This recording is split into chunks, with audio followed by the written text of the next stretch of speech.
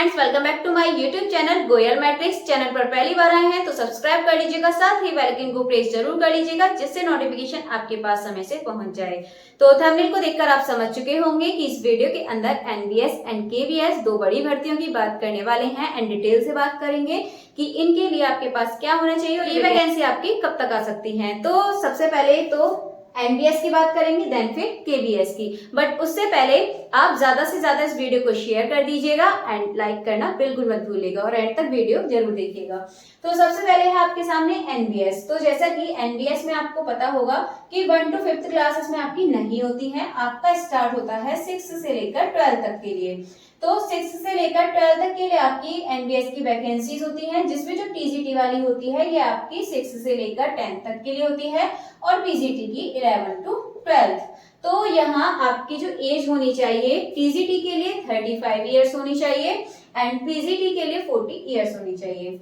और टीजीटी में आपके पास यूजी यानी कि आपके पास ग्रेजुएशन होना चाहिए एंड इसमें आपके पास बीएड होना चाहिए। और थर्ड आपका यहाँ पर जो सीटेट सेकंड जो आपका पेपर है वो आपका क्लियर होना चाहिए। और जो इसका एग्जाम होता है ये आपका सीबीटी बोर्ड पर होता है और साथ में आपका फिर क्या होता है, इंटरव्यू होता है। यदि आप इसको क्लियर कर लेते हैं तो इंटरव्यू होगा, देन लास्ट में फिर उसकी आपकी कट ऑफ बनती है।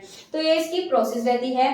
देन पीजीटी के लिए जो होता है 40 ईयर एज रहती है एंड इसमें जो आपका पोस्ट ग्रेजुएशन यानी कि पीजी आपके पास होना चाहिए और इसमें बीएड होना चाहिए और इसमें जो सीटेट है उसकी आपको कोई भी जरूरत नहीं होती है। कंपलसरी नहीं है तो कोई दिक्कत नहीं है, बट इसमें कंपलसरी नहीं होती है।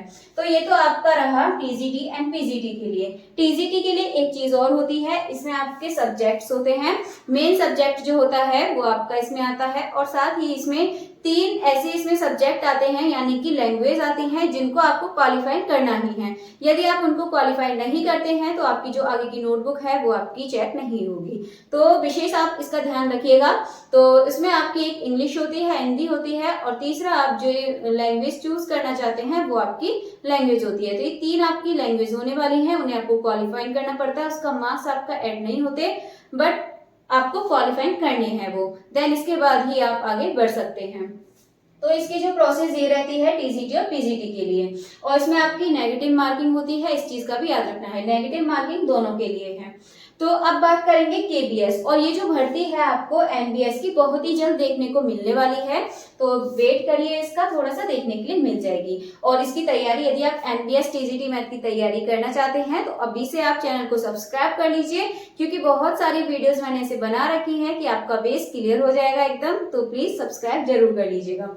चलिए आगे बढ़ते हैं और आगे देखेंगे केबीएस के बारे में। तो केबीएस के बारे में क्या है, इसमें आपका पीआरटी टीजीटी पीजीटी, क्योंकि ये तो आपके 1 से स्टार्ट होते हैं तो इसमें आपकी पीआरटी भी होता है, देन टीजीटी और पीजीटी। तो इसमें जो एज होती है ये आपकी 30 ईयर होनी चाहिए मैक्सिमम एज पीआरटी के लिए, टीजीटी के लिए 35 ईयर, पीजीटी के लिए 40 ईयर। देन इसके बाद आपके पास इसमें 12th होना चाहिए। मैं एक बार पहले पीआरटी बता देती हूँ, फिर टीजीटी, फिर पीजीटी। तो पहले पीआरटी की बात करेंगे, इसमें आपका 30 ईयर एज होनी चाहिए, 12th आपके पास होना चाहिए। देन इसके बाद डीएलएड, पहले बीएड भी था बट क्या हुआ है, बीएड इसमें से हटा दिया गया है पीआरटी के लिए, तो ओनली डीएलएड। देन इसके बाद सीटेट 1 जो आपका पेपर है वो आपका क्लियर होना चाहिए। तो ये आपका पीआरटी के लिए होता है। और इसका भी जो मोड होता है एग्जाम का वो भी आपका सीबीटी का होता है। देन इसके बाद फिर आपका इंटरव्यू होता है।